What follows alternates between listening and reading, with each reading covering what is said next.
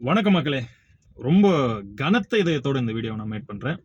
இன்னைக்கு மொத்த இந்தியாவுமே பத்திக்கிட்டு எரிஞ்சுக்கிட்டு இருக்கிற விஷயம் என்னன்னா, யூபில நடந்த அந்த ப்ரூட்டல் ரேப். உண்மையிலே அதை நம்ம சொல்லவே நமக்கு வாயே வரமாட்டேங்குது. அவ்வளோ வலி மனசுல இருக்கு.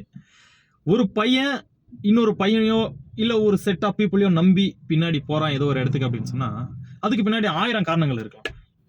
ஒரு பொண்ணு ஒரு பையனை நம்பி காட்டுக்குள்ள போறான்னா அதுக்கு பின்னாடி வெறும் ட்ரஸ்ட் மட்டுமே இருக்கு நம்மளுக்கு.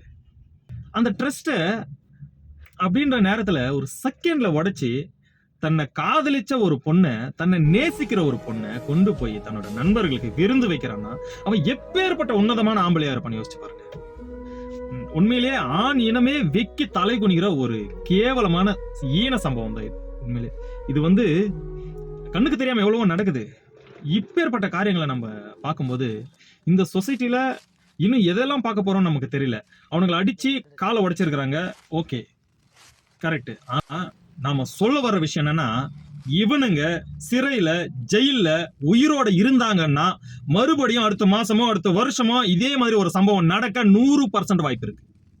இவனுங்க நிரூபிக்கப்படும் பட்சத்தில் ரொம்ப கூடிய சீக்கிரத்துல இவங்க சாகணும்.